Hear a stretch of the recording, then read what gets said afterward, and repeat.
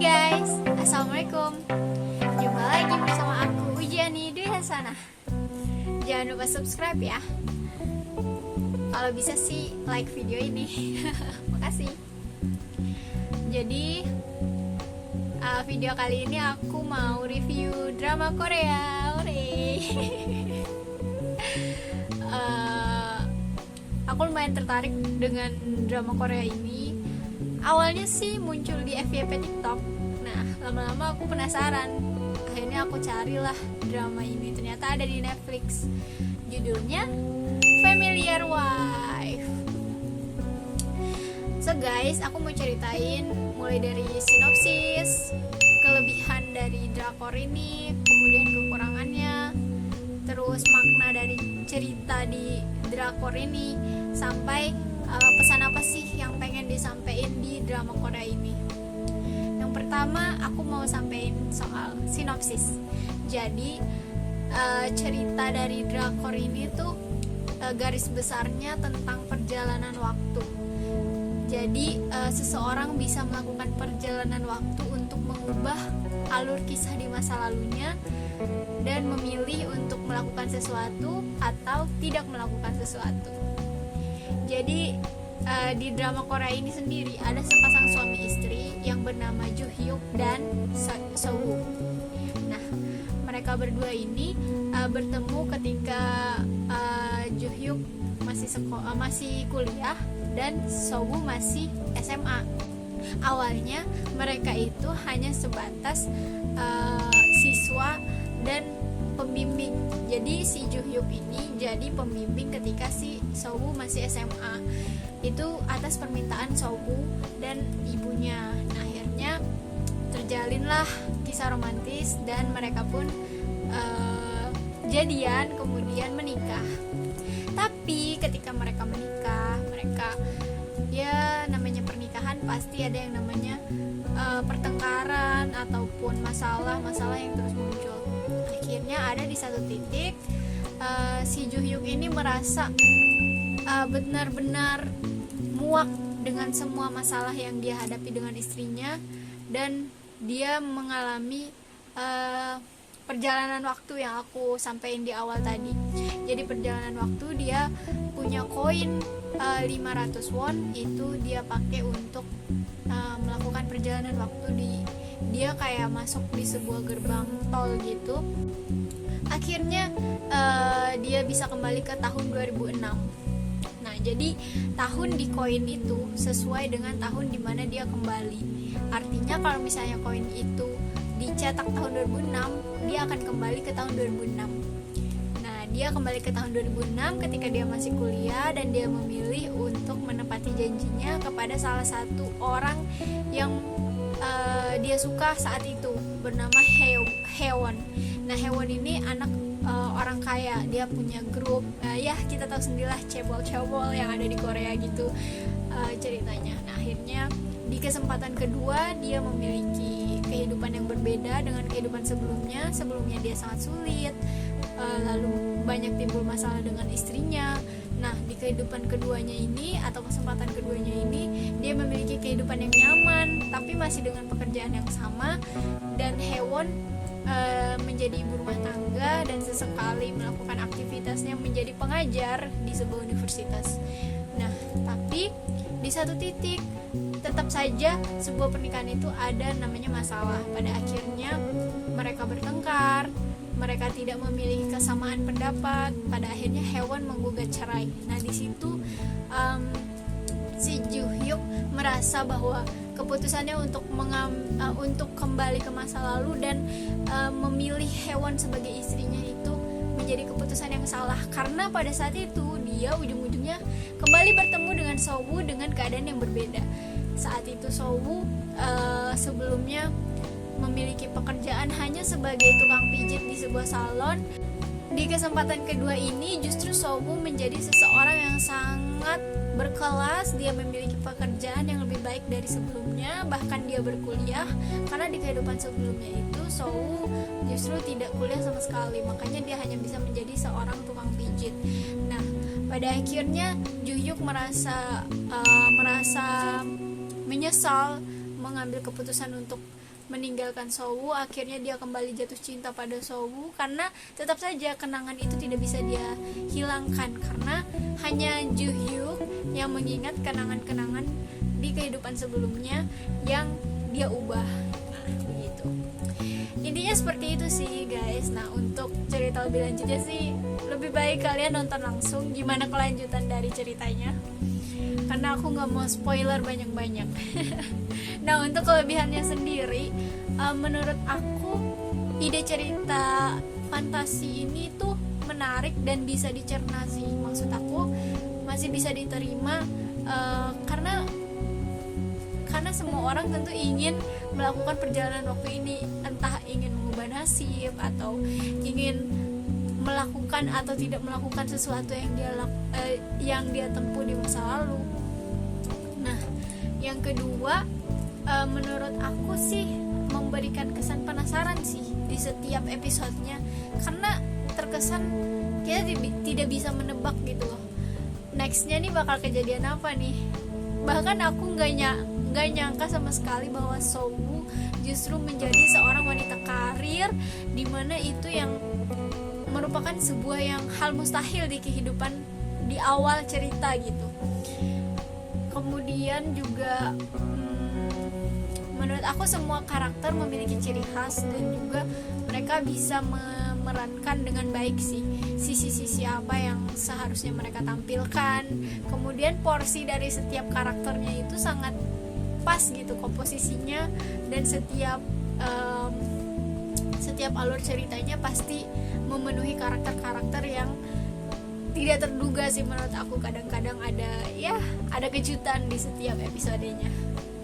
Untuk kekurangannya sendiri, menurut aku sih transisi di beberapa adegan itu sedikit membingungkan. Aku nggak tahu sih kenapa, karena kadang antara scene satu ke scene berikutnya itu kadang membingungkan gitu, karena terpotong-potong, tapi pada akhirnya sih memang terjawab. Tapi itu sih yang aku agak kurang suka ketika transisinya membingungkan. Selanjutnya,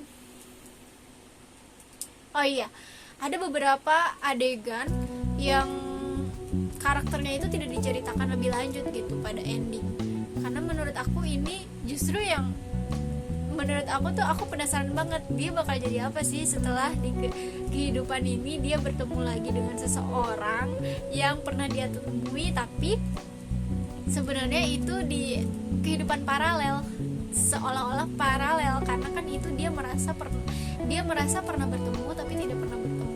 Kayak Hewon ini dia waktu itu sempat berselingkuh. Aduh, aku jadi spoiler banyak, tapi nggak apa deh.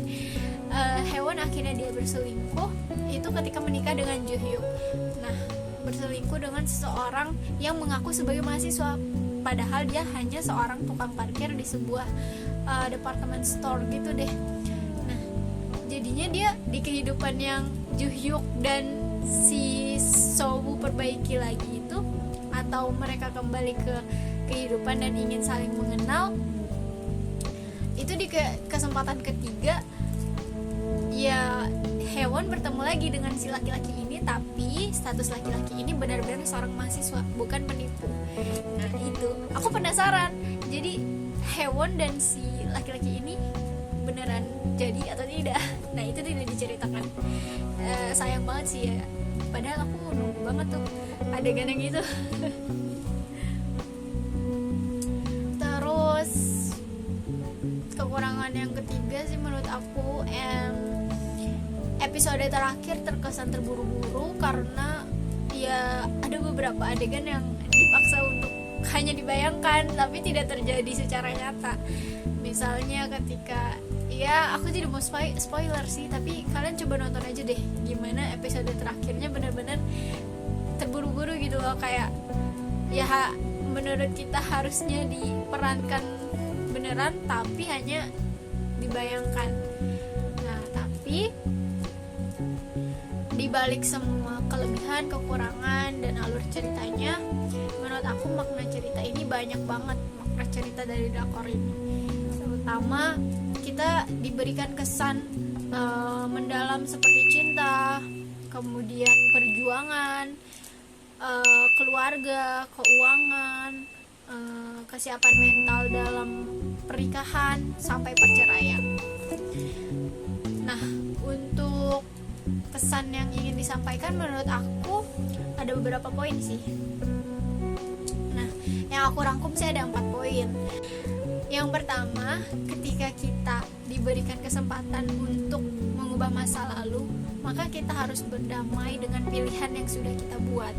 Karena ketika kesempatan kedua itu hadir, Ju-hyuk di cerita ini itu dia tidak bersyukur, padahal dia sangat menginginkan menjadi suaminya Haewon.